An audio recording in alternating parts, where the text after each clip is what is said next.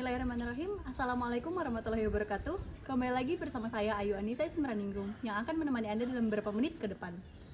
Beberapa bulan ini, negara kita sedang dilanda oleh sebuah pandemi yang bernama virus corona. Virus corona adalah sebuah virus yang menyerang sistem pernafasan yang menyebabkan penyakit COVID-19.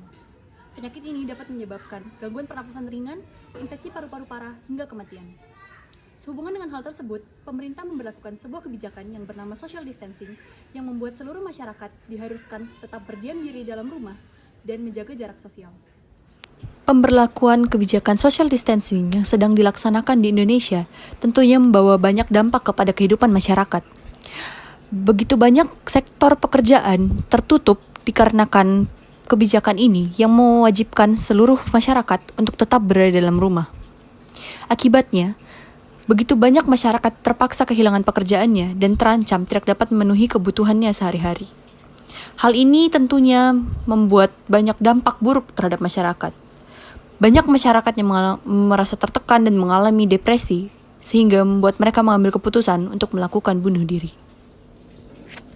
Gangguan mood merupakan salah satu bentuk dari gangguan abnormalitas. Gangguan mood yang terjadi pada seseorang umumnya terjadi karena banyaknya tekanan yang menimpa dirinya dan cenderung terlarut dalam tekanan dapat meningkatkan resiko berkembangnya gangguan mood yang kemudian dapat berubah menjadi depresi, terutama depresi mayor.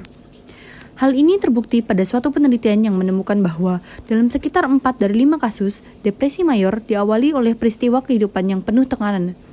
Orang juga lebih cenderung untuk menjadi depresi bila mereka menanggung sendiri tanggung jawab dari peristiwa yang tidak diinginkan. Depresi berat yang terjadi dalam jangka waktu yang lama, ataupun orang yang berada di bawah tekanan stres yang berat dan tidak memiliki pertimbangan yang baik, maka orang tersebut lebih memilih untuk bunuh diri. Menurut Kartini Kartono, stres yang kronis akan berujung pada depresi jika emosi ini tidak ditangani dengan tepat. Terapi dan obat-obatan menjadi metode penyembuhan paling digemari. Namun, memodifikasi gaya hidup dan pola pikir juga sangat membantu seseorang mengatasi depresi. Berikut langkah mengatasi emosi agar tidak berujung pada depresi berkepanjangan. Yang pertama, bercerita dan minta orang lain mendengarkan jika memiliki perasaan tertekan atau emosi negatif, jangan disimpan di dalam hati. Share, berbagi kepada orang yang tepat, keluarga yang dapat dipercaya, atau kepada pemuka agama yang dipercaya dan sesuai keyakinan masing-masing. Cara ini sangat membantu untuk melepas beban emosi negatif yang terus mengganggu. Jika kesulitan untuk bercerita atau berbagi dengan sesama, maka gunakan surat atau diary. Saat kita mengungkapkan perasaan yang mengganggu kita, secara tidak sadar, kita juga sedang mengurai energi negatif yang terjebak di dalam tubuh kita dan secara perlahan membuat diri kita menjadi lebih baik. Yang kedua, belajar menerima diri sendiri atau self-acceptance. Jika tidak mampu mengatasi depresi seorang diri, dan jika usaha yang dilakukan tidak berhasil, hal terbaik yang bisa dilakukan adalah dengan menerima kekurangan tersebut.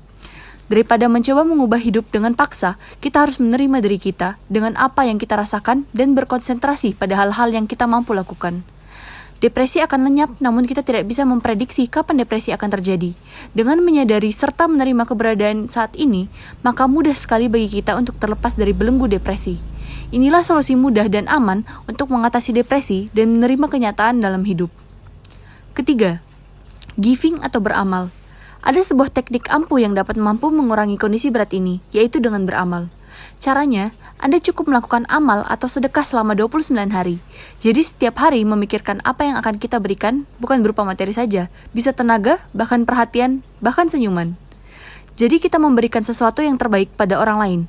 Teknik ini juga sangat ampuh untuk mengatasi berbagai kasus psikosomatis atau penyakit karena gangguan emosi. Pada saat melakukan hal ini, maka konsentrasi akan tercurah pada kebaikan untuk orang lain. Dan ini adalah energi positif yang diciptakan dan dilemparkan untuk orang lain. Akibatnya, energi yang sama akan terlempar kepada kita berpuluh-puluh kali lebih kuat dari apa yang kita lemparkan. Satu syaratnya memberi dengan niat kebahagiaan bagi si penerima, bukan karena kasihan. Dan yang keempat, berdoa. Mendekatkan diri pada Tuhan Yang Maha Esa. Pintunya hati dan kuncinya adalah ikhlas dan doa. Ikhlas pun butuh kemampuan dan kekuatan dari Sang Maha Hidup. Jadi niatkan untuk ikhlas dan berdoalah untuk ikhlas terhadap masalah yang sedang dihadapi. Proses doa, meminta, meyakini, dan menerima bukanlah 3 kegiatan terpisah, melainkan kegiatan 3-in-1 pada saat yang sama sekaligus. Sadarlah bahwa dengan bantuan Tuhan, semua menjadi mungkin. Tuhan Maha Pemberi, bukan Maha Pemaksa. Ia hanya memberi apa yang kita minta. Problemnya adalah, umumnya manusia tidak tahu apa yang diminta. Niat di dalam doanya tidak jelas atau sering meminta yang tidak diinginkannya.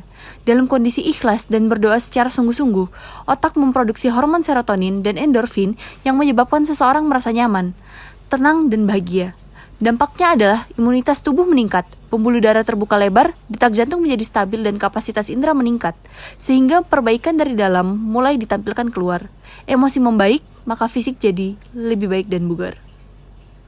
Sekian yang dapat saya sampaikan, kurang lebihnya mohon dimaafkan. Wabillahi taufiq wal hidayah. Wassalamualaikum warahmatullahi wabarakatuh. Ingat, stay safe, stay at home.